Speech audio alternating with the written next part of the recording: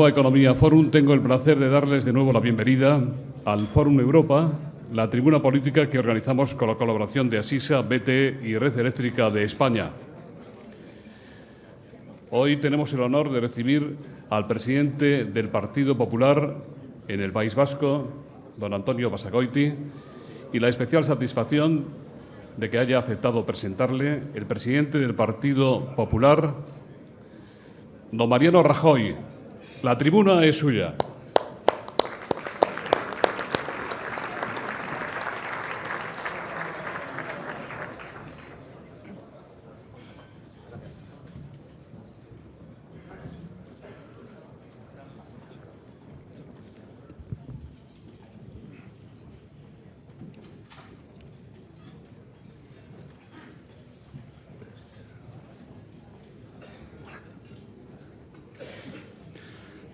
Señor presidente del Foro Nueva Economía, señoras y señores, muy buenos días a todos y muchas gracias por su asistencia. Gracias también a los patrocinadores que hacen posible este acto. Seré breve, porque es lo que corresponde a mi papel en el día de hoy, que no es otro que introducir, que no presentar, porque ustedes saben muy bien y cómo es Antonio Basagoiti. Señoras y señores, España vive, y todos ustedes lo saben, una situación difícil. Para ser más exactos, una situación muy difícil. No voy a entrar en los porqués ni en las responsabilidades de alguno. Ustedes las conocen igual que yo. Solo quiero decirles una cosa. Hay motivos para la esperanza. Y los hay porque el cambio político es posible y la sociedad española ha demostrado que cuando un gobierno es capaz de dar confianza, generar certidumbre y crear las condiciones necesarias, sabe salir adelante. Y la prueba más evidente de que las cosas pueden cambiar la tenemos en el País Vasco. No seré exhaustivo. Como les decía antes, este no es hoy mi papel, pero sí quiero decirles lo siguiente, siempre insisto, a título de ejemplo. Hoy en el País Vasco hay una percepción generalizada de cambio en la política de defensa de las libertades y contra el terrorismo. Hay un pleno apoyo a la Ertzaintza.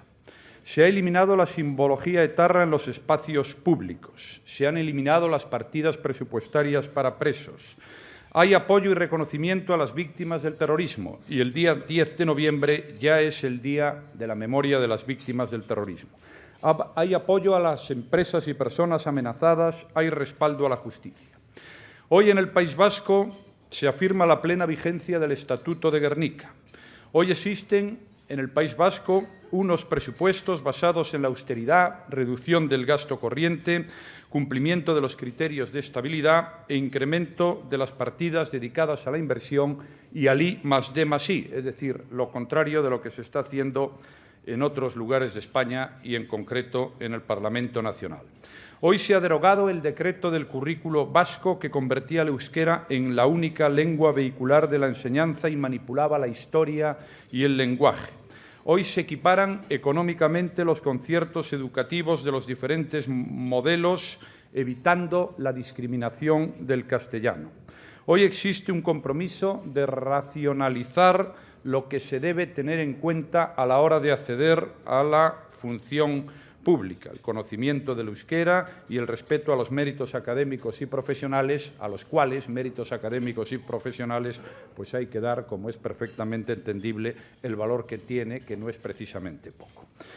En fin, no me extenderé más. Solo les diré, a modo de conclusión, que el cambio es posible y a las pruebas me remito, y que, por tanto, la vía a la esperanza está abierta, como ha sido posible en el País Vasco. Y en el País Vasco ha sido posible, en buena parte, gracias a la persona que hoy se va a dirigir a todos ustedes. Se inició en la vida política a los 25 años, en 1995. Tiene hoy 40. Fue concejal y supo pactar en beneficio de su ciudad, Bilbao. Después, en Madrid, fue director general del Instituto de la Juventud, en el gobierno presidido por Aznar. Asumió, a continuación, otras responsabilidades y hoy es el presidente del Partido Popular en el País Vasco. Un partido, el Popular del País Vasco, al alza. Ha demostrado seriedad, determinación, coraje y capacidad de afrontar las dificultades que fueron y que aún siguen siendo muchas.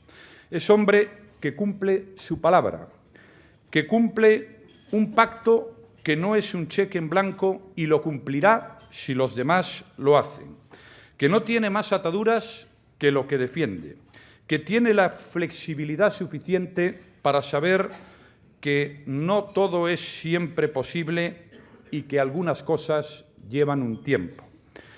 Es un hombre que es capaz de hablar con todos, lo cual es muy importante, porque el pacto que se ha hecho en el País Vasco no es un pacto para excluir a nadie, salvo a los terroristas que se excluyen ellos solos.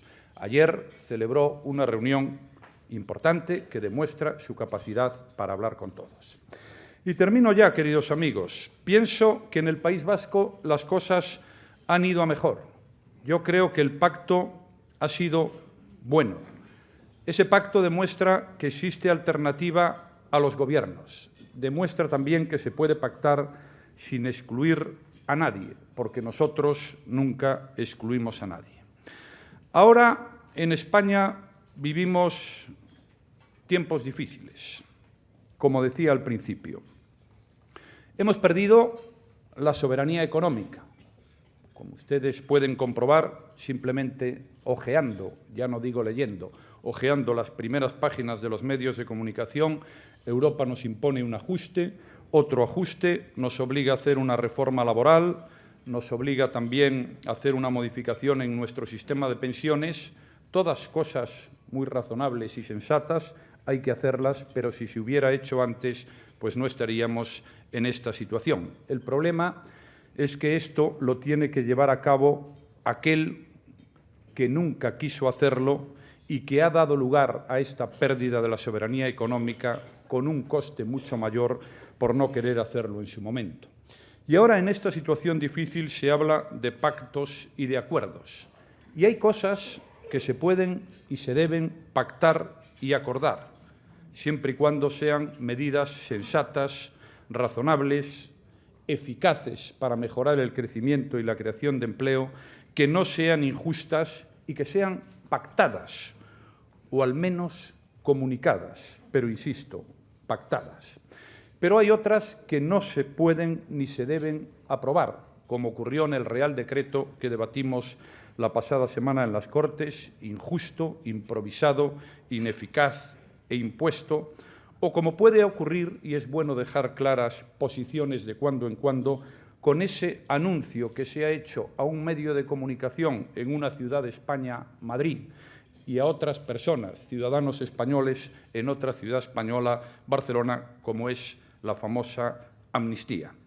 Yo quiero decir que nosotros no la vamos a apoyar, porque los que pagan van a pagar más y a los que no pagan se les va a perdonar lo que no han pagado, después de lo que se le ha hecho a los pensionistas, a los funcionarios y después de que en España haya más de 4,5 millones de personas que no pueden trabajar queriéndolo.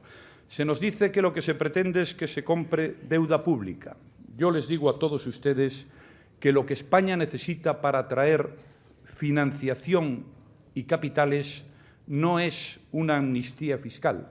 Lo que España necesita para atraer financiación y capitales es confianza en la política económica del país y confianza en el Gobierno que la debe implementar. Yo espero, ya que ahora nos han dicho lo que tenemos que hacer, que esta a la que acabo de hacer referencia sea la última ocurrencia. Muchas gracias.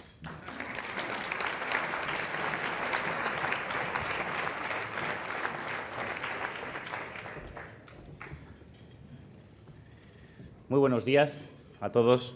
Y yo quiero agradecer a Nueva Economía Forum la oportunidad que me ofrece una vez más de analizar la actualidad política vasca desde esta tribuna. Siempre es un placer poder estar aquí. Quiero también agradecer muy especialmente la presencia de todos ustedes, que me imagino tendrán agendas muy complicadas.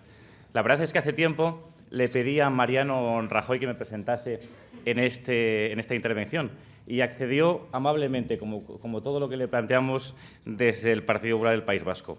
Hace poco más de un año y un par de meses, compartió con nosotros Mariano Rajoy la tribuna de invitados del Parlamento de Vitoria cuando los populares vascos votamos al lehendakari del Partido Socialista.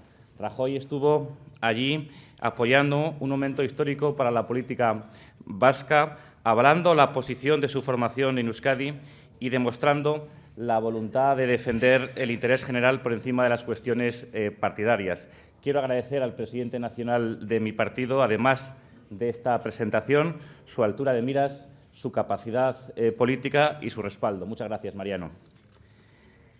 Ni que decir tiene, como decía el presidente de mi formación, que el debate político hoy en toda España está condicionado por la situación económica y fundamentalmente por la gestión que el Gobierno de Rodríguez Zapatero está exhibiendo en un momento tan delicado para la ciudadanía.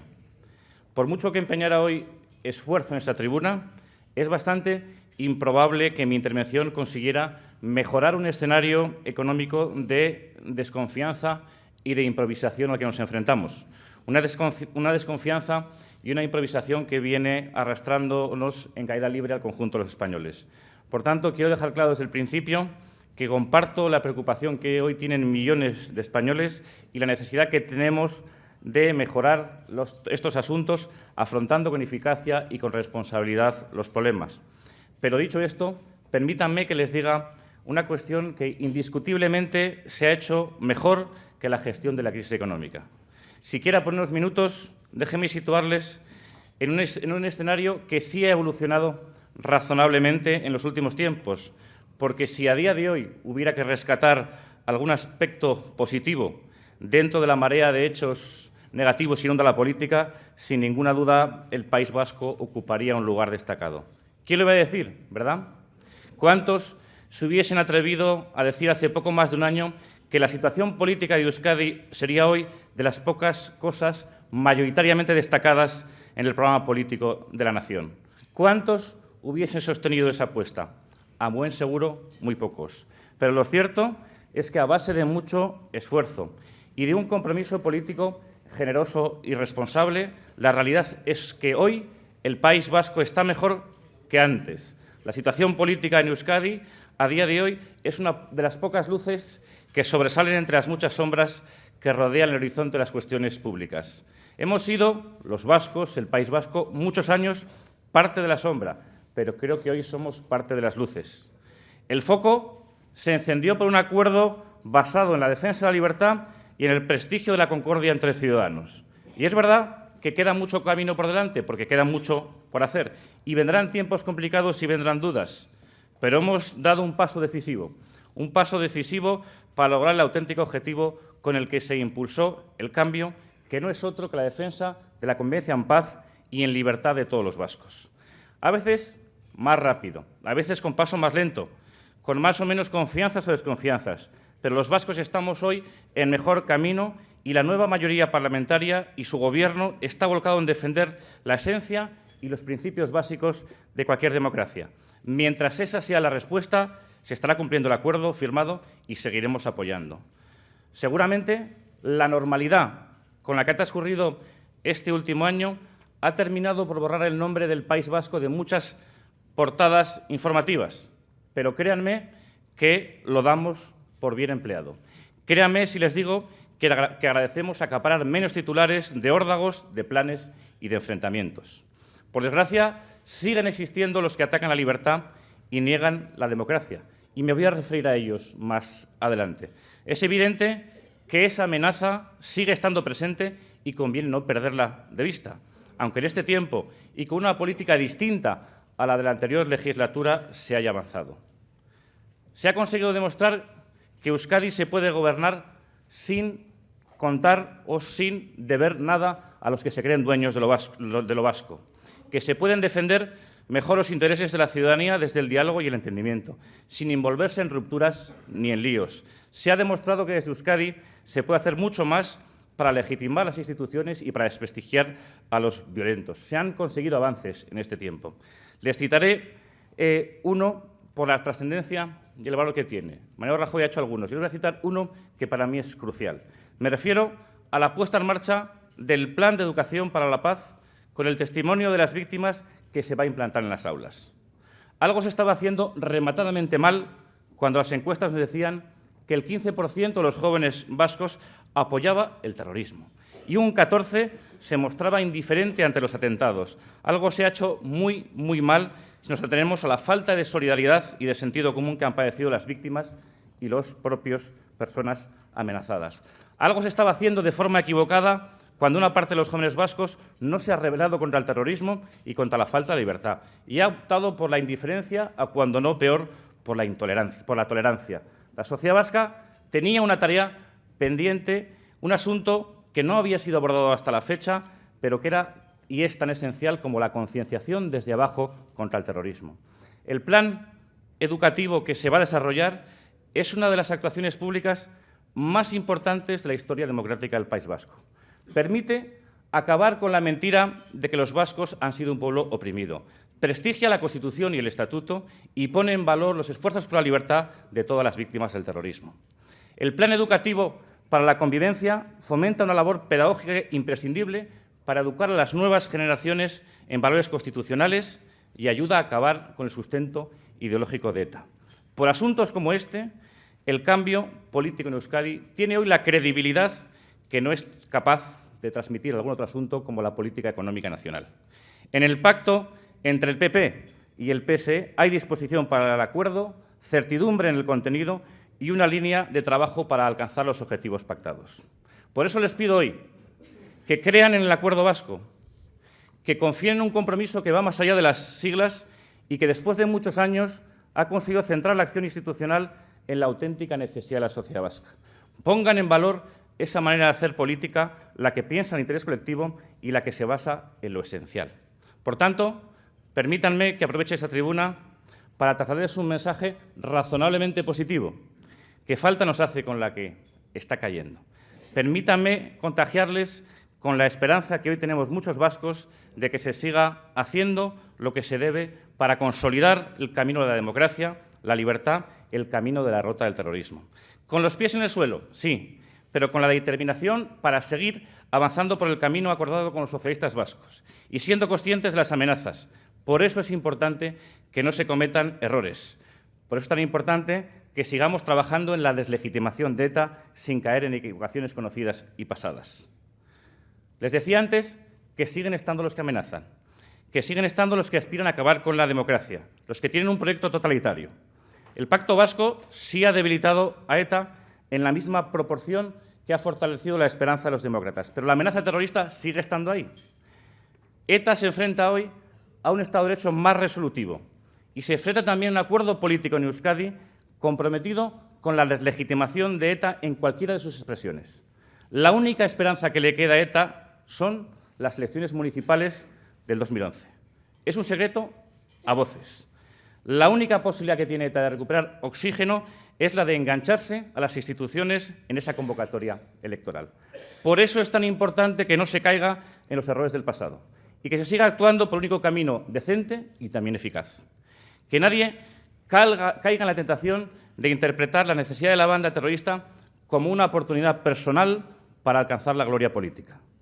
La responsabilidad de los demócratas es debilitar a ETA día a día y cada día un poquito más y acabar con sus aspiraciones. Y eso es la tarea fundamental, defendiendo los principios recogidos en el acuerdo político firmado en Euskadi y fortaleciendo la actuación del Estado de Derecho, sin tonterías de ningún tipo, sin intereses espurios. No podemos permitir que ETA vuelva a conectarse a las instituciones para recuperar su actividad terrorista y su proyecto fanático. Estamos ante una oportunidad histórica y es momento de liquidar a la banda. Solo se hace falta que se actúe con la determinación de los últimos tiempos. Si alguien tratara de aprovecharse de este último minuto a la desesperada en el que hoy está ETA, que sepa que está tirando por tierra el esfuerzo y el compromiso de muchos que han ido dejando todo para que esta locura termine, no es para siempre, que termine bien con su derrota y la de sus pretensiones. El final de ETA solo lo pueden escribir los demócratas y las víctimas. No pueden poner condiciones los asesinos. Las reglas del juego democrático están clarísimas, son evidentes. Los caminos de la democracia se inventaron hace mucho tiempo y no se pueden reinventar. Por eso, Les vuelvo a repetir, el final de ETA lo tienen que escribir los demócratas, respetando la dignidad de las víctimas y siendo respetuosos con los principios básicos de la democracia y el propio Estado de Derecho. Ni valen personalismos, ni valen atajos, ni valen glorias particulares, porque todo eso solo sirve para que ETA, o una parte de la banda o terceros, crean que el terrorismo en España da réditos y continúen ellos u otros o continúen asesinando. Sería un mal ejemplo para todos aquellos extorsionadores de la democracia, vengan de donde vengan y llamen como se llamen.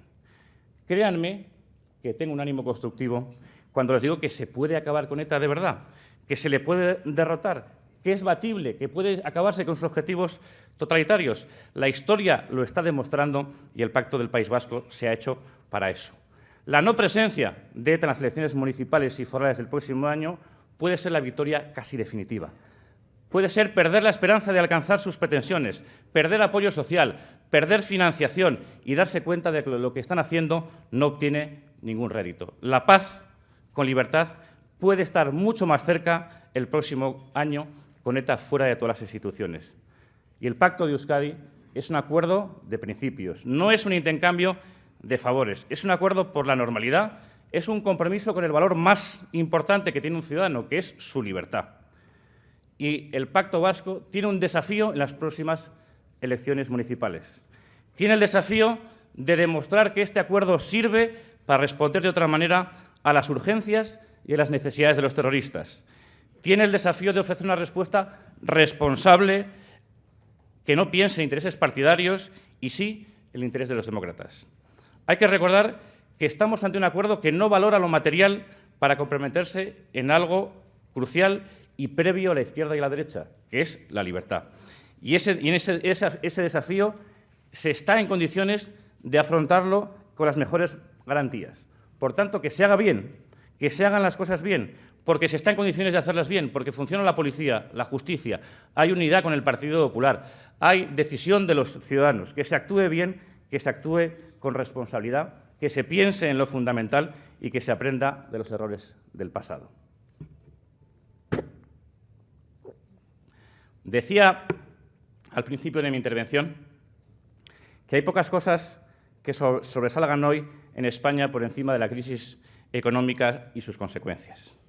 Se ha instalado en nuestro país una sensación permanente de incertidumbre y una realidad de improvisación que multiplica la crisis.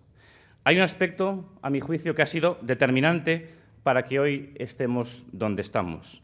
Es verdad que sobre nosotros tenemos una crisis económica global de enorme alcance, pero la reiterada imprevisión con la que el Gobierno de Rodríguez Zapatero ha actuado desde el principio de esta crisis ha desembocado en una falta de credibilidad en torno a lo que hace y lo que decide España, que es muy peligrosa.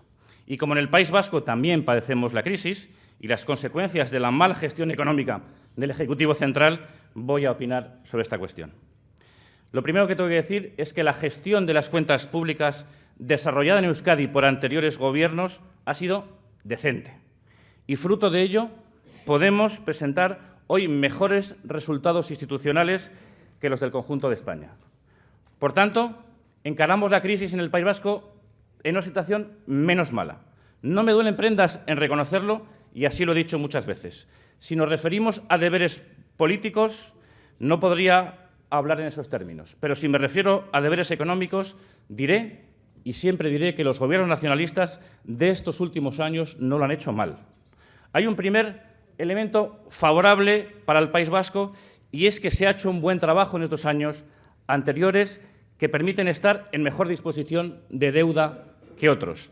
Y hay un segundo elemento que nos diferencia sobre la crisis y la gestión pública.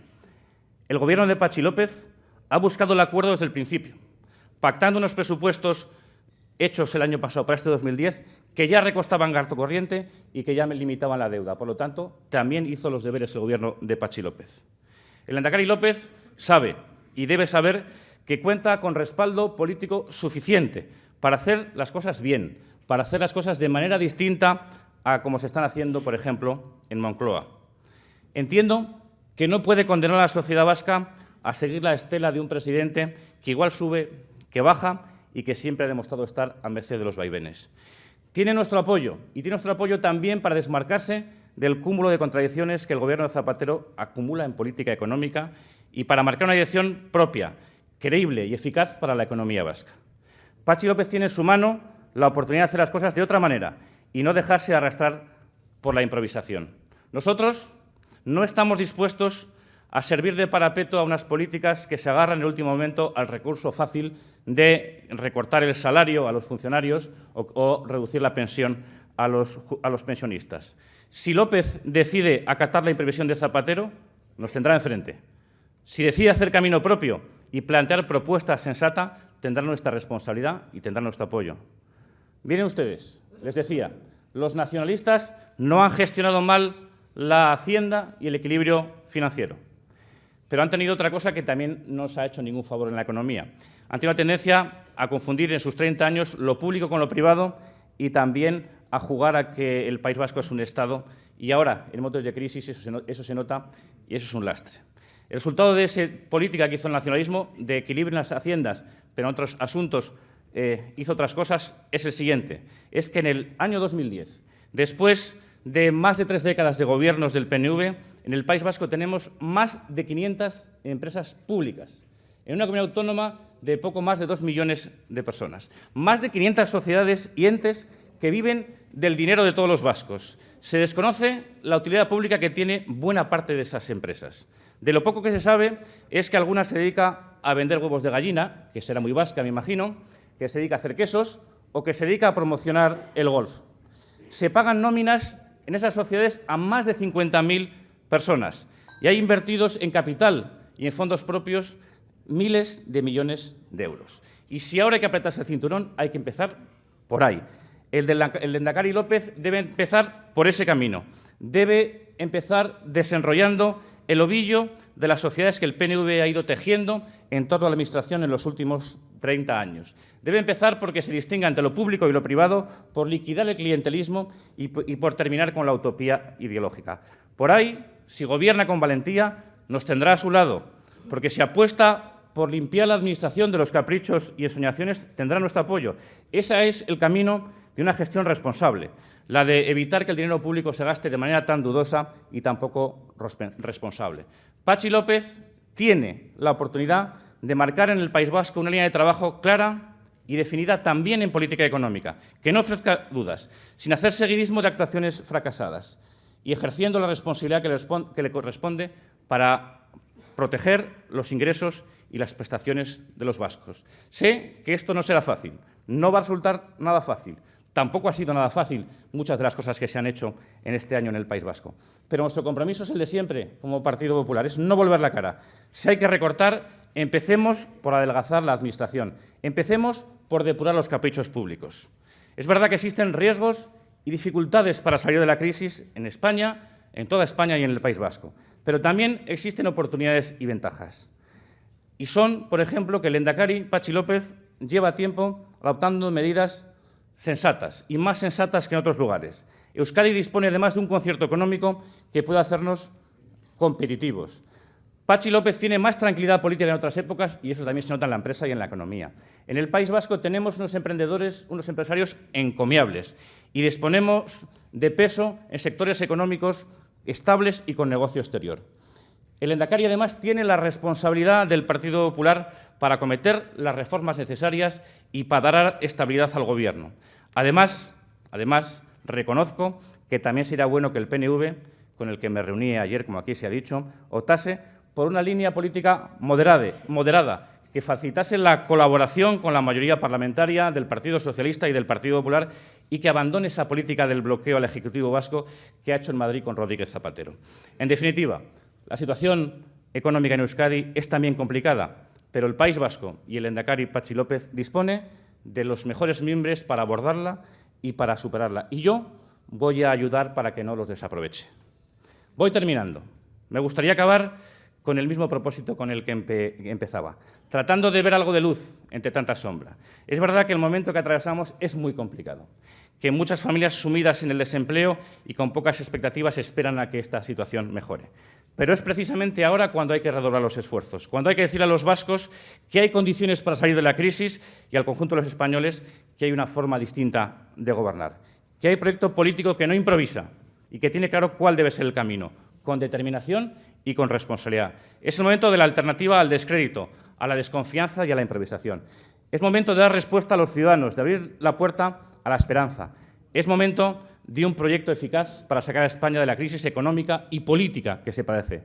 No sé cuánto tiempo puede aguantar España la situación que estamos. No sé a cuántas rectificaciones públicas entre ministros, ministras y presidente tendremos que asistir todavía. Probablemente a más de una y a más de dos. No sé cuántos tirones de orejas nos darán desde Europa, pero sean 3, 6 meses o 2 años, ese tiempo hay que emplearlo en decirle a los españoles que hay una alternativa política dispuesta a asumir la responsabilidad de enderezar el rumbo, de cambiar también en España la alternativa y el proyecto regenerador que encabeza Mariano Rajoy. Con una política cierta, con responsabilidad y con rigor se puede tener esperanza. Los españoles lo necesitan y además se lo merecen. Muchas gracias.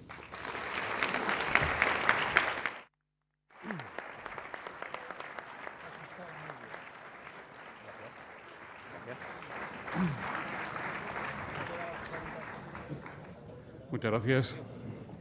Pues hay muchas preguntas, don Antonio, como podía imaginar.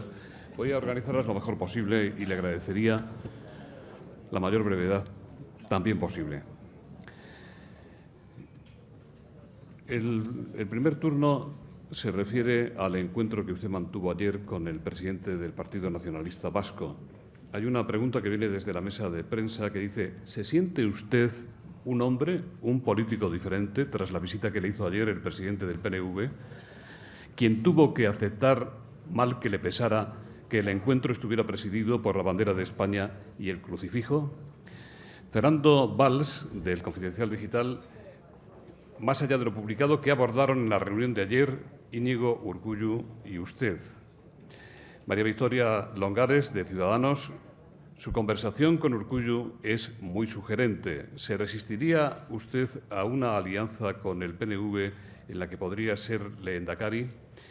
Y Ramón Darío Molinari, corresponsal de prensa de Estados Unidos, dice: ¿cómo debe interpretarse la visita que Urkullu le hizo ayer en cuanto al desequilibrio de fuerzas políticas vascas frente al próximo presupuesto del Estado? Bueno, yo me siento exactamente igual habiendo venido Urkullu a la sede del PP que sin venir. De hecho, el Partido Popular del País Vasco llevaba 20 años sin recibir la visita del PNV en su sede y se sentía perfectamente. Por lo tanto, me siento exactamente igual. Pero yo creo que es un síntoma de normalidad y de justicia, porque todos los presidentes del PP vasco, el que les habla y los anteriores, todos han ido a la sede del PNV, a Sabin Etxea. Hemos hablado de temas que afectan a los ciudadanos y nunca habían venido a nuestra sede. Y está bien que vengan y yo creo que es un gesto positivo, pero no tiene más allá. Yo no estoy planteando una alianza con el Partido Nacionalista Vasco, por 2 motivos. Primero, porque nos separan cosas importantes. Es verdad que nos separan la manera de entender España y nos separa que se puede hacer mucho más de lo que han hecho ellos para acabar con el terrorismo. Y no planteo una alianza con el PNV a pesar de que, o además de que tenemos obligación de acordar otro tipo de políticas, porque aunque no compartamos cosas, dentro de nuestra obligación está llegar a acuerdos para mejorar otros asuntos. Yo voy a dar mi apoyo responsable al Partido Socialista durante esta legislatura, en el que a cambio no le voy a pedir, ni le he pedido ni consejerías, ni coches oficiales, ni colocaciones de amigos y parientes o militantes. Le he pedido 2 cosas. Le he pedido que acabe con las pretensiones políticas de los asesinos y le he pedido que fomente la concordia, el entendimiento entre vascos, que es, por ejemplo, el prestigio del Estatuto de Gernika. Y mientras cumpla eso, yo le voy a apoyar, aunque el PNV diga lo que quiera, aunque le sirva a él para intentar desestabilizar en Madrid o en algún otro lugar, porque para mí lo que me importa es la paz, la libertad y la convivencia en el País Vasco, que llevábamos 30 años sin ser plena. Por lo tanto, mi marco es ese. Yo me alegro mucho de dialogar con el PNV. Estoy dispuesto a llegar a acuerdos con él en la construcción del nuevo Samamés o en que no se suban los impuestos o en las infraestructuras en Guipúzcoa o en una inversión en Álava para que no me mire mal Alfonso Alonso, pero creo que a día de hoy es bueno que el País Vasco abra la puerta, que se regenere y que entre aire nuevo y, sobre todo, que se fomente la legitimación de las instituciones y que se desprestigie la posición de ETA.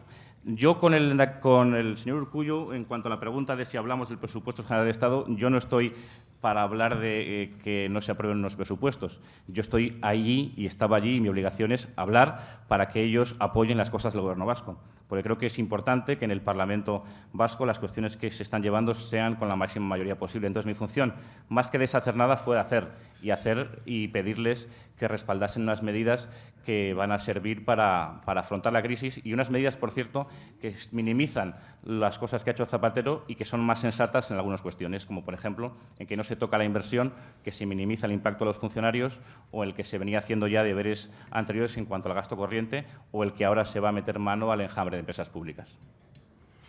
Guillermo Collarte le pregunta, en su opinión, ¿es muy aventurado o poco probable un posible pacto entre el PSOE y el PNV previo acceso de Herri Batasuna a las elecciones municipales y apoyo del PNV a los presupuestos generales del Estado? Bueno, en política, yo los 15 años que llevo he visto casi de todo. Entonces, yo no es que ponga la mano en el fuego. Lo que sé es lo que va a hacer el Partido Popular del País Vasco. Y el Partido Popular del País Vasco lo que va a hacer es siempre defender una posición política que tenga que ver con una alternativa a un nacionalismo que aún le queda un recorrido para moderarse y para estar en una posición sensata en cuanto a aspectos tan esenciales como la defensa del Estatuto de Gernika o el prestigio de la Constitución o el final del terrorismo, y es donde nos vamos a mover, y ese es nuestro camino. Aún así, cuando hace año y medio se hizo este pacto, hubo gente que decía también que no se iba a hacer nunca, jamás, porque el PSOE se iba a ir con el PNV. Yo creo que ha habido un cambio en los últimos tiempos que espero que se mantenga, no por mí, sino por la higiene de la democracia vasca, que es que el Partido Socialista ha superado un poco ese síndrome de ser siempre el segundón del PNV. Y un pacto con el PNV, que sería posible siempre en matemática y a Zapatero le interesaría, lo malo es que a los que ahora son lehendakaris y consejeros dejarían de serlo y serían los segundos del Partido Nacionalista Vasco. Y creo que este año ha servido para que al PSOE, además de hacer algunas cosas bien y otras muy mejorables que el PP les haría mejor, para que les guste gobernar y, por lo tanto, la alianza con el PNV está un poquito más lejos. Luis Losada, de Intereconomía, dice: Eguiguren, Usabiaga, Rentería, suena a negociación. ¿Ustedes serían favorables a una Batasuna bajada del monte? ¿Qué exigen como gesto de bajada del monte? ¿No habíamos quedado en que Batasuna era igual a ETA? Miguel Ondarreta, de Punto Radio, dice: ¿ayudan al pacto entre el Partido Socialista de Euskadi y el PP las dudas, las sospechas y, en ocasiones, las advertencias de la Dirección Nacional de su partido con posibles rupturas de ese pacto, dando por buenos supuestos contactos o diálogo con ETA? Las dudas y las sospechas son normales. Y son normales porque el Partido Socialista que gobierna en España con el tema de ETA ha hecho lo mismo y lo contrario, hasta en 3 ocasiones que yo recuerde, por lo menos, y por lo tanto las dudas son normales. También es normal que algunos movimientos que se han visto en la escena pública de cárceles, de Otegi y de Usabiagas ayude a la desconfianza. Son absolutamente normales. ¿Qué creo que está pasando allí? Pues creo que está pasando allí que están jugando a una división dentro de la banda terrorista ETA, una visión que a mí no me gusta nada por concepto, porque aquí no hay malos y buenos, son malos y malos. Quizás tienen una diferencia, que unos quieren pasar la factura ya de sus pretensiones políticas y otros quieren seguir asinando un poco más para pasarla más adelante. Pero los dos son malos, malísimos. Y no me gusta porque creo que es un riesgo el fomentar la división entre unos y otros que puede llegar a alentar a una parte. Aún así, más allá de diagnósticos, de confianzas y desconfianzas, de posiciones que yo muchas de las que he oído pues tienen base de razón, aquí lo que va a misa es lo que pasa en las elecciones municipales del año que viene. Y va a misa y aquí nadie tiene que tener ninguna opción de hacer cosas que no deba. A ver, el actual presidente del Gobierno, Zapatero, y Rubalcaba tienen un excelente escenario. Tienen una policía muy eficaz, una justicia que se ha aplicado, tienen el apoyo del Partido Popular, tienen un pacto en el País Vasco que hace que no gobiernen aquellos que les costaba legitimar el terrorismo. Está todo a huevo y que no lo estropeen. Y eso es lo que yo estoy pidiendo, que no hay ninguna excusa para estropearlo en este momento, que está todo en su posición. Estoy detectando también, más aquí en Madrid que en el País Vasco, otra cuestión relacionada con eso, que es la preocupación que tienen algunos sectores porque un posible final del terrorismo le pueda beneficiar a Zapatero. Y de eso quiero opinar. Y quiero decir que a mí eso no me parece lo más importante. Aquí lo importante no es a quién pueda beneficiar. Aquí lo importante es que si Zapatero actúa con prisas, meta la pata y no es que se acabe con ETA, es que la vuelva a reactivar o que la vuelva a reanimar. Aquí lo importante no es el nombre del presidente que acabe con el terrorismo. Aquí lo importante es cómo se acabe con ETA. Si se acaba bien, si se acaba con la dignidad de las víctimas, si se acaba con su derrota política, si se acaba sin ningún premio por lo que ha hecho, o si se ha dado un paso en falso por intereses espurios y se le vuelve a reanimar. Eso es lo crucial y eso es lo importante. Y digo más, aunque eso sea lo importante, creo que si se acabase con el terrorismo, cuando sea, el año que viene, o de dentro de 2, o con el que sea, aquí la victoria no va a ser de un presidente ni un partido. La victoria va a ser de las víctimas del terrorismo, va a ser de los demócratas, de los amenazados, de los que han salido a la calle, de los que han aguantado lo que no está en los escritos. De esa será la victoria. Y Zapatero siempre tendrá el dudoso honor, a mi juicio, de haber retrasado el final o de haberlo dificultado por la negociación que tuvo en Loyola. Pilar Falcón, de Telemadrid, insiste de alguna manera en este tema. El desafío de las elecciones municipales considera que apunta al final de ETA y, como consecuencia, al ascenso del PSOE en el País Vasco y en España. Yo lo que me estoy refiriendo es a que, sin medir los votos, porque con el tema de ETA, con el tema de su brazo político, con el tema de todas sus estrategias, nunca las hemos medido a nivel electoral en el Partido Popular del País Vasco. No sé si otros lo han medido a términos electorales. Me huele que algunos de los que dicen con la boca grande de que no quieren que los ilegalicen, con la boca pequeña están deseando que estén ilegalizados por temas electorales. A nosotros eso no nos importa nada. Creo que no es lo fundamental. Lo fundamental es que si ahora el Estado de Derecho no deja ninguna rendija, si no hay ningún interés extraño, si se aprovecha los mimbres que existen, que son excelentes, te digo, con el trabajo policial, judicial, político que existe, y ETA no se cuela en las elecciones municipales, está tocada de muerte. Y está tocada de muerte porque acaba de entrar en la absoluta desesperanza de su crisis y entra en un momento político, en un momento en el que va a pensar que no va a obtener nada de lo que pretende y puede entrar en esa rueda. En este momento ETA está desesperada y dentro de la desesperación de ETA caben algunas cosas. Cabe también que haga movimientos tácticos, que presente a Batasuna como algunos de la película, que intente negociar con un partido político muy importante o con 2 o con 3 y por eso ahora tener la cabeza fría y ser conscientes de que tiene las mejores oportunidades del mundo el Estado de Derecho en este momento para derrotarlos, para acabar con ellos. Y no cabe otro camino. Y en este momento sería una importante responsabilidad hacer otra cosa, porque se ha demostrado en la historia de la democracia que todo lo distinto a esto que se ha hecho ha servido para animarles y para que aumenten sus expectativas. Bernabé Sarabia, de la Universidad Pública de Navarra, dice: la crisis está afectando a todo. ¿Cómo afectará la crisis a ETA y a su entorno? Y hay otra pregunta: ¿qué datos tiene sobre la nueva oleada de extorsiones de ETA a empresarios en Euskadi? Lo que sé es que, relacionado a las dos preguntas, que la debilidad de ETA, que sí que es mayor la debilidad, pues gracias al trabajo policial, a las leyes, a la unidad contra el terrorismo, al acuerdo deslegitimador del País Vasco, a que se le ha quitado dinero de las subvenciones públicas a todo ese mundo, pues está en crisis. ¿Y qué ha supuesto eso? Yo creo que no solo acelere las cartas de extorsión, sino que además intente ampliarlas más, que la base de las cartas de extorsión, la base de esa amenaza llegue a más gente, con cifras desorbitadas en todos los casos, y eso demuestra que la banda tiene problemas económicos de financiación, demuestra que están abriendo la mano porque mucha gente está empezando a no pagar, y yo, más allá de todo ese diagnóstico, lo que tengo que decir es que me hago cargo del miedo y del temor que tiene un empresario o su familia cuando recibe una carta de extorsión. Pero yo le quiero pedir que no pague y que dé un paso adelante y que se dé cuenta que si paga con ese dinero van a utilizarlo para extorsionar a otros, para amenazar a otros, para atentar contra otros, y que tenemos que buscar que se acabe ese círculo. Y les animo a que tengan arrojo, aunque siendo consciente de cómo lo pasan sus mujeres, sus hijos, sus padres, que tienen que ir adelante y que en este momento sepan que han aumentado esas cartas por la propia debilidad del terrorismo y que si ahora no se mete la pata, si ahora se aprovecha el escenario que tenemos, es probable que en el futuro no lleguen más cartas porque hayamos derrotado a los que envían esas cartas. ¿Cómo valora usted, presidente, el hecho de que la Diputación General de Álava esté planteando una subida de impuestos a las rentas superiores a 150.000 euros y que Urkullu, el presidente del partido que gobierna en la Diputación General de Álava, cree que es demagógica esta propuesta? Bueno, me parece que con la Diputación de Álava están pasando cosas insensatas hace mucho tiempo. Nosotros entendíamos que el diputado general y su equipo de gobierno debería haber pasado a la oposición. En ese territorio histórico ganó el partido por las elecciones, ahora va a hacer 4 años. Y yo estoy viendo quejas de la Diputación de Álava en 2 direcciones. También le estoy viendo al Lehendakari y al Partido Socialista quejarse de la Diputación de Álava, en el sentido de que parece que no están echando una mano en estas medidas contra la crisis que está planteando el Gobierno. Pero tanto Urkullu como López, el PSE como el PNV, tienen bastante culpa de lo que pasa en esa Diputación, primero porque el PSOE ha dejado gobernar al Partido Nacionalista Vasco y segundo porque son los del Partido de Urkullu quienes allí gobiernan, que además implicados en supuestos casos de corrupción.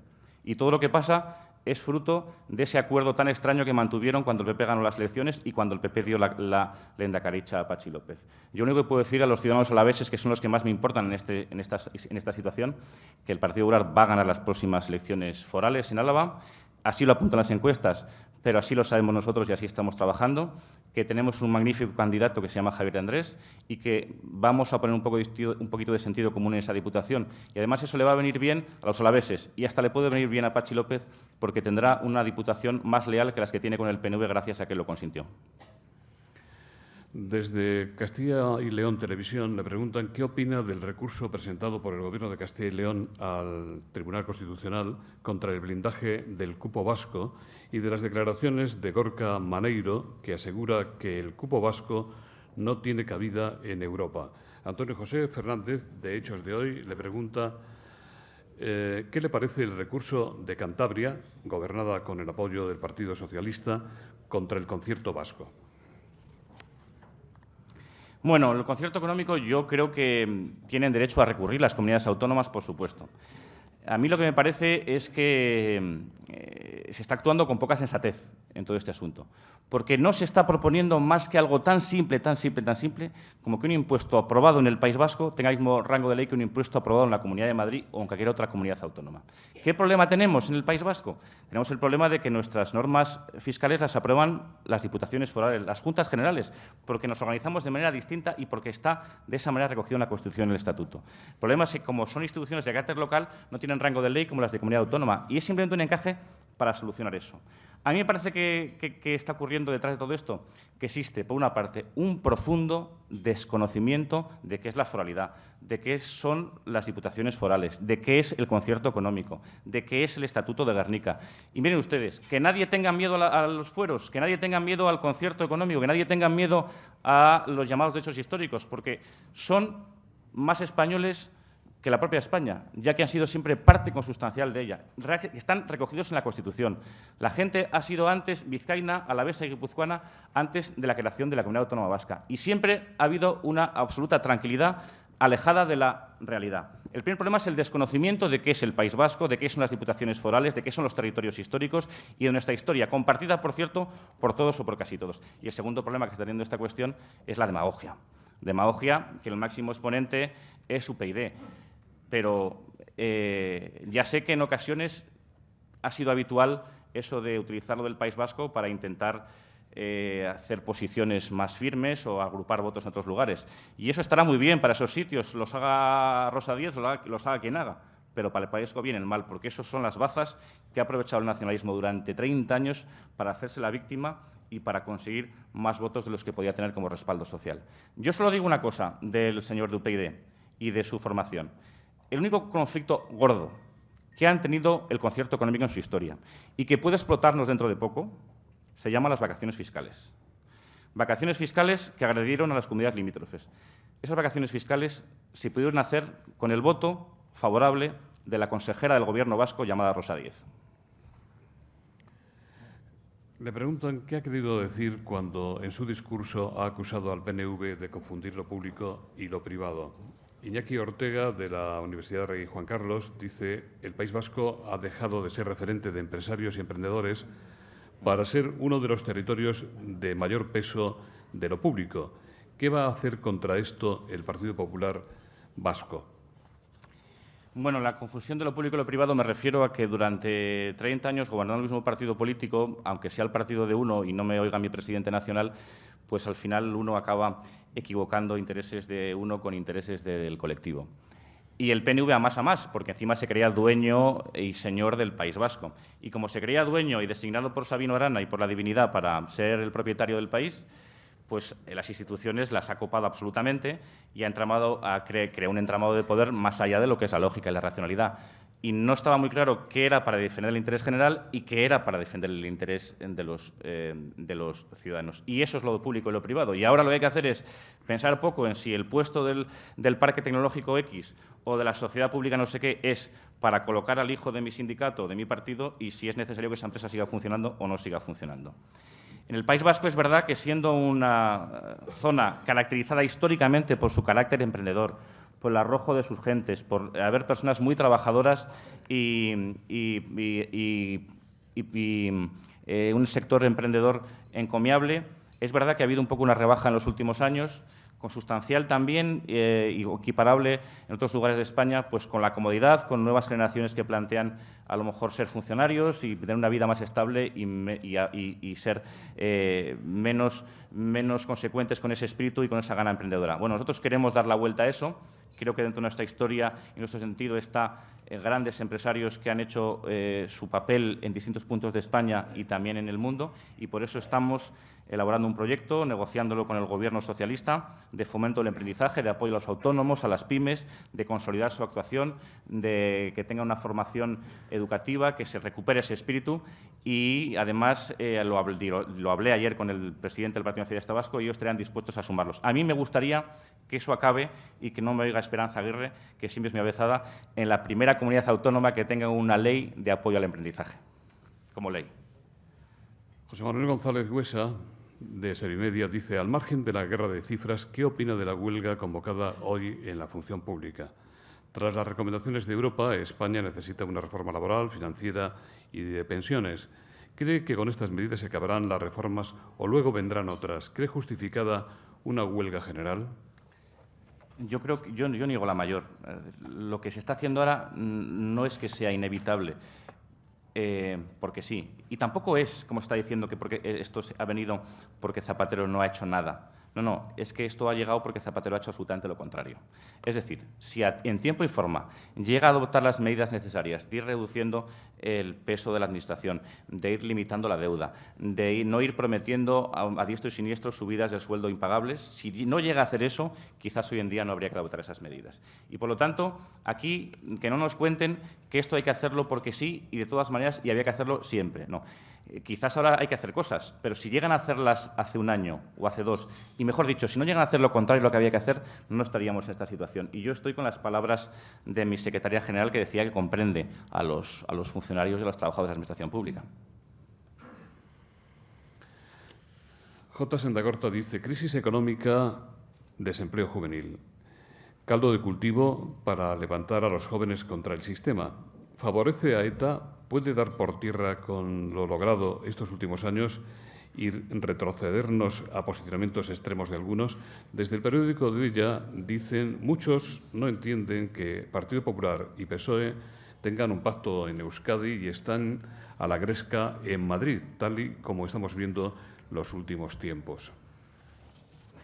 Bueno, yo creo que en cuanto a que si ETA la puede levantar o su caldo de cultivo social la puede levantar la crisis económica, mi posición es que a ETA en este momento no le es capaz de levantarla a nadie más que alguien meta la pata pensando en otras cosas. Si se hace lo que se debe, si se sigue aplicando la ley, si se sigue mandando el mensaje de que no tienen ninguna esperanza de alcanzar sus objetivos políticos, si se sigue consolidando el Pacto del País Vasco, a ETA no hay quien la levante. Y a ETA solo la podría levantar alguien que tenga un interés distinto a la derrota del terrorismo. Nada más. Es decir, ahora está todo puesto encima de la mesa para que se pueda hacer bien. Ahora hay condiciones para no meter la pata. Se conocen los errores del pasado.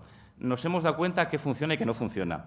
Hay mayor unidad, hay mayor tranquilidad, hay mayor eficacia, hay mayor colaboración internacional. Es decir, ahora está ahí y ahora que nadie lo estropee. ¿No? Esto no lo puede estropear nadie más que si alguien tiene algún interés político espurio. A la pregunta del diario de ella sobre que no entiende que nos llevemos bien en el País Vasco y mal en el conjunto de España, yo creo que es una pregunta que algunos se deberían hacer ellos mismos, más que nosotros. Es ¿cómo han conseguido que nos llevemos bien PP y PSOE? Pues lo han conseguido gracias a que han hecho una política sectaria, a que han querido arrinconar a una parte de la población del País Vasco, gracias a que no han hecho todo lo que debían frente al terrorismo y gracias a que no han sido eficaces en mantener la concordia en el País Vasco. Es decir, Lo que pasa en el País Vasco es la consecuencia de no haberlo hecho bien en 30 años o haber fallado en algo muy importante durante 30 años. Por lo tanto, la pregunta se le debía hacer Ibarretxe. ¿Por qué he conseguido yo que estos se llevan tan mal y sean capaces de ponerse de acuerdo? Bueno, pues ya finalizamos con estas dos preguntas. Pedro del Rosal, de la cadena SER. Usted ha protagonizado algunas declaraciones críticas con algunos miembros de su partido salpicados por la sospecha de la corrupción. ¿Cuántas veces le han llamado desde la Dirección Nacional pidiéndole contención en sus declaraciones? Y Luis García dice, usted ha dicho que si fuera Francisco Camps se habría retirado. ¿Puede repetirlo delante del presidente nacional de su partido? Para empezar, yo no he dicho eso. Creo que la situación no se puede comparar. La situación de Camps, que gana en una comunidad autónoma y arrasa, y el Partido Socialista lo que no le tolera es que pueda con él en una comunidad autónoma propia o que siempre había ganado la izquierda, entonces no se puede comparar. Y el Partido Popular y el presidente Mariano Rajoy pues le podrán gustar más o menos cosas de las que yo digo, pero no me ha reñido nunca, porque yo siempre he creído que este partido era una formación política y no era una secta. Pues muchas gracias, presidente. En nombre de las entidades patrocinadoras del Fórum Europa, el doctor Luis Mayero. Buenos días. Agradecerle a todos su presencia en este interesantísimo foro. Felicitar a los dos ponentes y desearles mucha suerte en sus objetivos, que será bueno para todos los ciudadanos. Muchas gracias en nombre de los patrocinadores y que tengan un buen día.